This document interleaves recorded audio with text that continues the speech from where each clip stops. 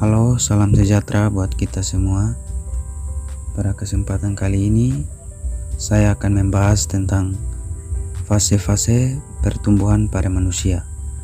Namun sebelum daripada saya menjelaskan semuanya, saya akan memperkenalkan diri. Nama saya Wingky Frendir Ginakmova, kelas C semester pertama, program studi pendidikan fisika, Fakultas Keguruan dan Ilmu Pendidikan, Universitas Nusa Cendana. Pada kesempatan kali ini kita akan membahas 3 pokok rumusan masalah. Yang pertama, apakah pengertian pertumbuhan pada manusia? Yang kedua, bagaimana fase-fase pertumbuhan pada manusia? Dan yang terakhir, apa saja faktor-faktor yang mempengaruhi pertumbuhan pada manusia? Yang pertama, pengertian pertumbuhan manusia. Setiap makhluk hidup pasti akan mengalami pertumbuhan dan perkembangan secara bertahap, tak terkecuali dengan manusia. Pertumbuhan manusia ditandai dengan bertambah ukuran badan dan tinggi badan, sehingga yang dimaksud dengan pertumbuhan ialah proses bertambahnya berat badan maupun tinggi badan. Pertumbuhan adalah perubahan secara fisiologis sebagai hasil dari proses pematangan fungsi-fungsi fisik yang berlangsung secara normal pada anak yang sehat dan perjalanan waktu tertentu. Yang bagian yang kedua, fase-fase pertumbuhan manusia. Tahap-tahap pertumbuhan manusia secara umum terbagi menjadi 2, yaitu fase embrionik dalam kandungan atau sebelum dilahirkan, dan fase pasca embrionik atau setelah dilahirkan. Bagian yang pertama atau 1, fase embrionik atau dalam kandungan atau sebelum dilahirkan. Pada pertumbuhan manusia, pada fase ini diawali dengan pembuahan, yaitu pertemuan antara sel telur dari ibu dan sel sperma berasal dari ayah. Nah, dalam proses fase yang pertama ini ada beberapa tahapan. Dan tahapan yang pertama adalah trimester pertama atau 3 bulan pertama. Embrio berkembang menjadi janin yang panjangnya kurang lebih 5,5 cm. Nah, pada ini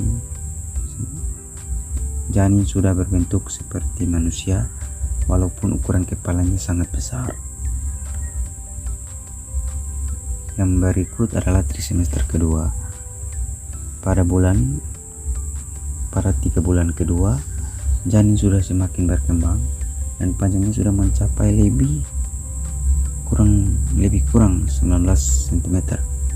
Tangan dan kakinya telah berkecambang, muka tumbuh memanjang,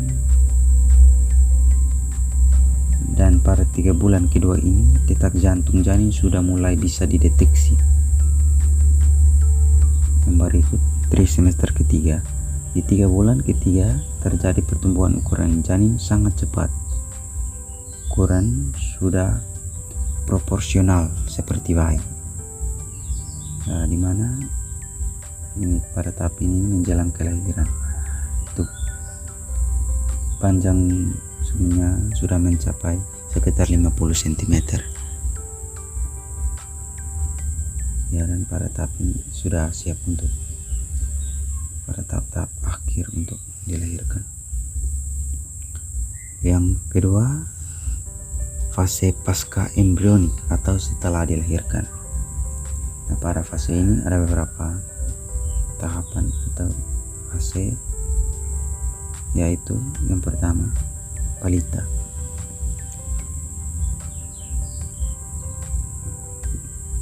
Balita, bayi mempunyai kaki namun belum bisa berjalan, dan mempunyai tangan namun belum dapat memegang dengan baik. bayi memperoleh makanan dan minuman dari ASI atau air susu ibu. Nah, pada usia 1 dan 2 tahun, bayi akan mulai berjalan dan mengendalikan fungsi anggota tubuh lainnya seperti tangan, kepala, dan mulut. Yang kedua atau B, anak-anak. Masa anak-anak yaitu masa usia sekolah atau usia 5 hingga 12 tahun.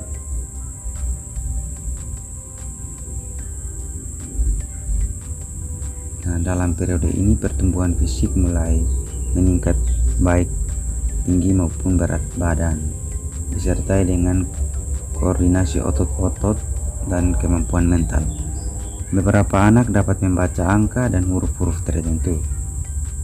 Di usia ini anak telah berkembang dan kemampuan berbicara, menulis, membaca, dan beralasan itu sudah mulai muncul. Yang berikut adalah masa remaja. Nah, masa remaja ini ditandai dengan kematangannya organ reproduksi. Nah, pada pria mungkin ditandai dengan tumbuhnya jakun dan rambut-rambut di sekitar wajah dan di area-area tertentu, dan suara mulai membesar dan mulai mengalami yang namanya mimpi basah. Kalau pada wanita itu juga sudah mulai tumbuh rambut-rambut di daerah-daerah tertentu, mungkin membesarnya buah dada, dan juga sudah mengalami yang namanya menstruasi. Yang berikut adalah dewasa dewasa. Nah, masa dewasa ini adalah masa yang telah melewati remaja, atau masa di mana dia sudah bisa mengendalikan emosi dan sudah bisa berbagai keterampilan dalam bekerja maupun belajar.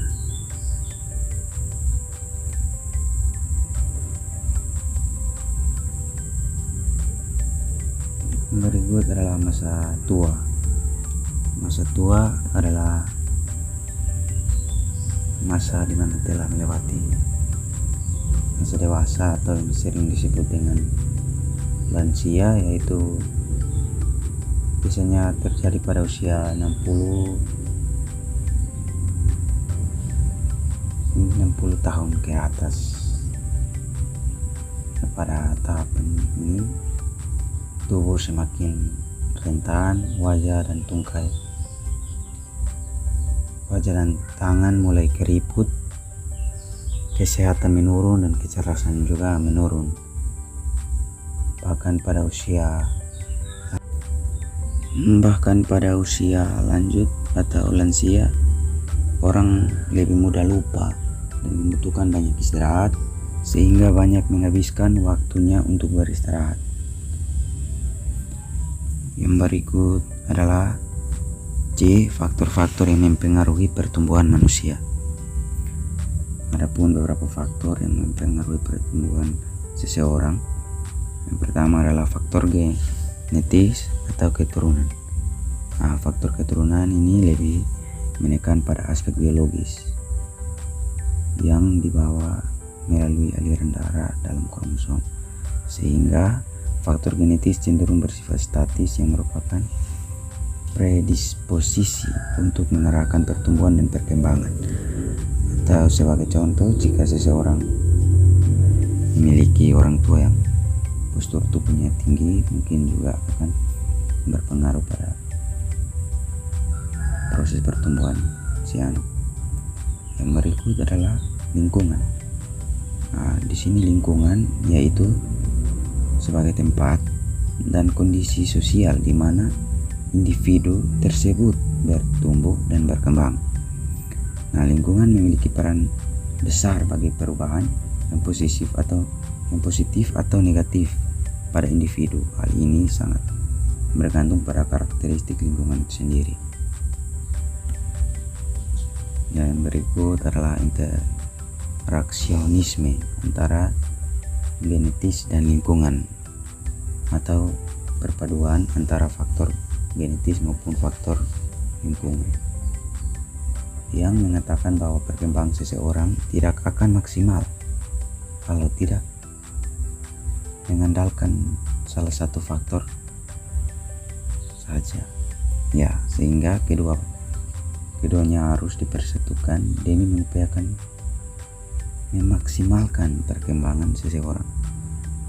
Faktor genetis harus ditopang dengan faktor lingkungan atau sebaliknya, sehingga memungkinkan perkembangan fisiologis maupun psikologis atau potensi bakat, kecerdasan, dan kepribadian seseorang tidak akan terjadi kesinambungan.